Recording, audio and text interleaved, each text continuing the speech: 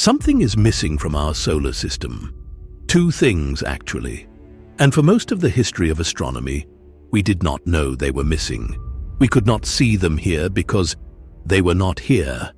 And we did not know they were common because we could not see them anywhere else either. Then we launched a telescope, and what it found around other stars changed the answer to a question we had barely thought to ask. The most common planets in the galaxy are not the planets we have. Not one, but two entire categories of world. Slightly larger than Earth or slightly smaller than Neptune. Sitting in tight orbits around most of the stars we have looked at. We call them super-Earths and mini-Neptunes. For decades, we assumed they were essentially the same thing, two flavors of one kind of planet, sorted only by mass.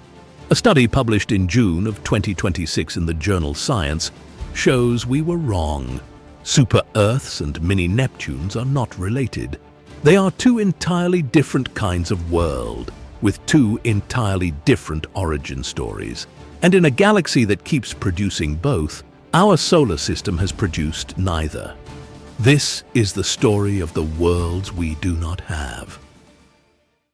In 2009, NASA launched a small space telescope called Kepler. Its mission was simple. Stare at the same patch of sky for years. Watch for the tiny periodic dimming that occurs when a planet passes in front of its parent star. Catalogue every world it could find. By the time Kepler stopped operating in 2018, it had identified thousands of planet candidates, with more than 2,000 later confirmed. And the most common type of planet it found was something nobody had quite expected. Not Earth-sized rocky worlds, not Jupiter-sized gas giants. The most common type of world Kepler found was a planet between the size of Earth and the size of Neptune. Some rocky, others wrapped in thick atmospheres or volatile layers. Sitting in close, tight orbits around their stars, completing a full year in days or weeks, not months. Roughly half of every planetary system Kepler studied contained at least one of them. Our solar system contains none. We have Earth, a rocky world about 12,700 kilometers across, or roughly 7,900 miles. And we have Neptune, an ice giant nearly 4 times wider. Between them is nothing. Across the rest of the galaxy, this is where most planets live. In 2017, astronomers studying Kepler's catalogue noticed something even stranger. If you plot every known exoplanet by its size, you do not get a smooth distribution.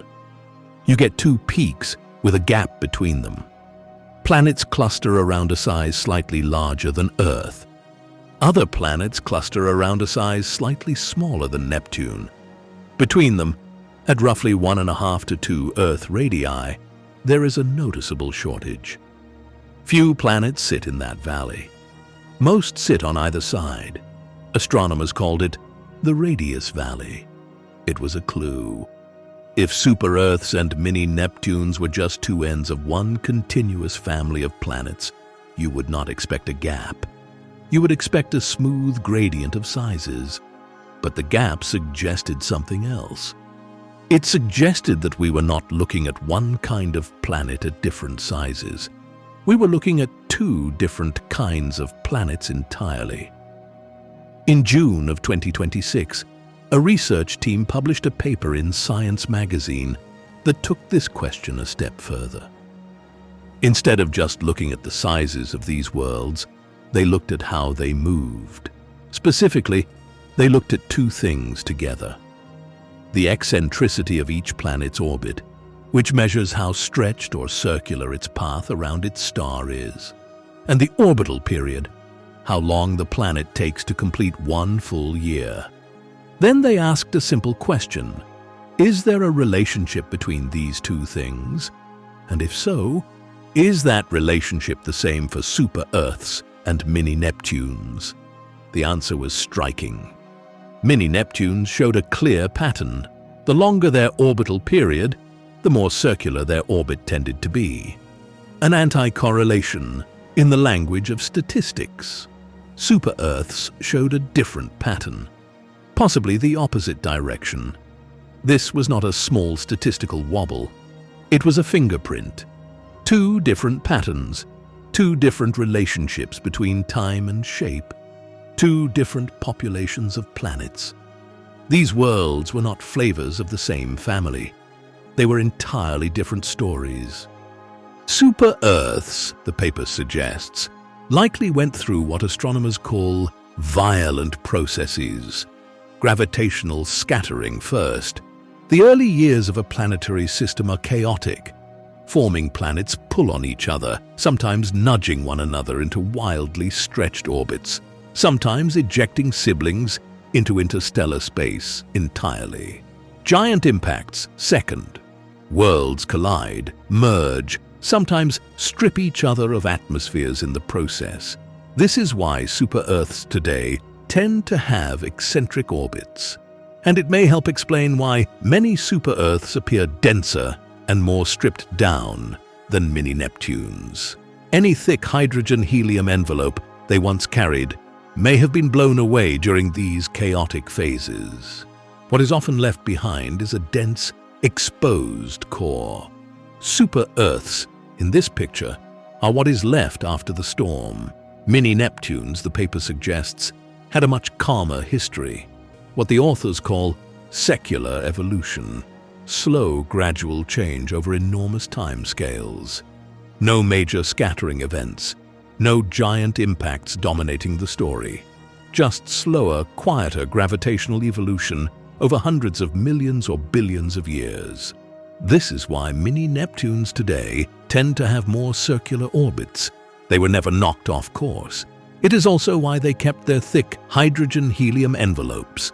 Without violent collisions stripping them bare, they held on to the gas. The result is a small planet with a deep atmosphere. A world that looks from a distance like a miniature Neptune. Mini-Neptunes, in this picture, are what stayed intact, which leaves an obvious question. In a galaxy that keeps producing both kinds of worlds, why does our solar system have neither? There is no settled answer yet. Some hypotheses point to Jupiter.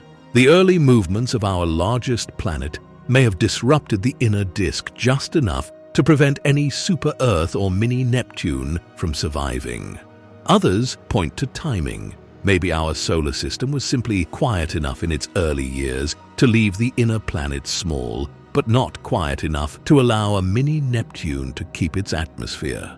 Either way, the conclusion is the same. We are not the typical system. We are the exception. For most of human history, we assumed our solar system was the template.